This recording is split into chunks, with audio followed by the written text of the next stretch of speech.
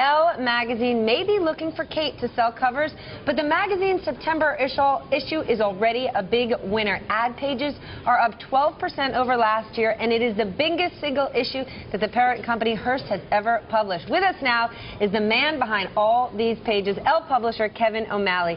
Kevin is also the former publisher of Esquire. Kevin, let's start with this book. It is like a brick. On my coffee table, I love it. When I'm getting a manicure, I love it.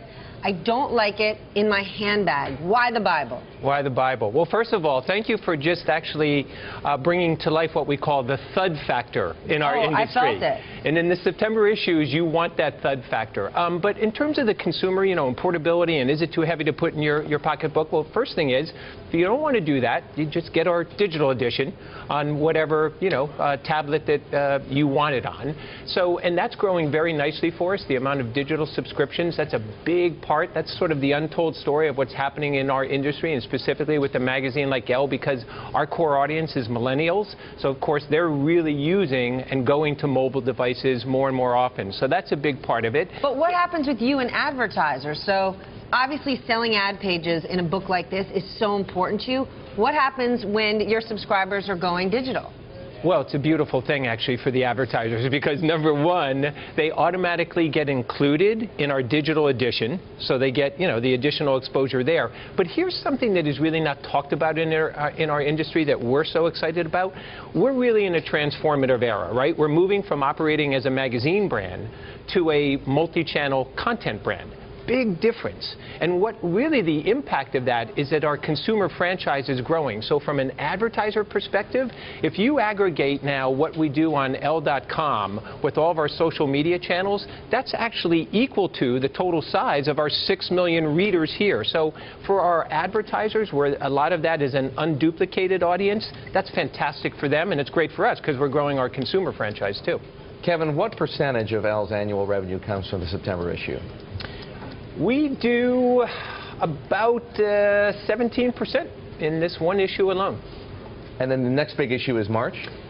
March is a big issue. March and September, the big spring and the big fall issues, of course, anchor those respective halves, the first half and the second half. But the fourth quarter overall, September all the way in, October, November, and December, because the September issue, you have to understand also from an advertiser and a retailer perspective, why is this so important to them?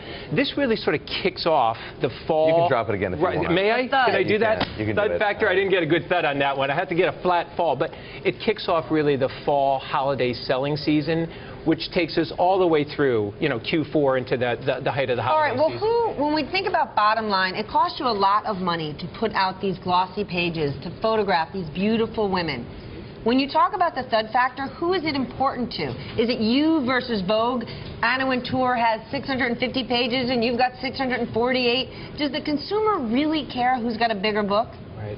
I don't think they do. I think what the consumer is really focused on, especially for what they consider to be their, fall fashion Bible, and like this, what they really want is they want to make sure that there's a strong price-value relationship inherent in that. So if they're going to the newsstand and they're plunking their money down, they want to have this as a go-to resource, and not just for that, particular month. This really becomes a resource and a coffee table item that sticks around for a while. Then if it's about glamour and desire, where do you save money? Where do you cut costs? Because cutting costs is neither glamorous nor sexy. No. Well, we're not talking, actually, we're not cutting costs. If there's one thing that we're doing on a regular basis with the magazine, we're investing in the magazine.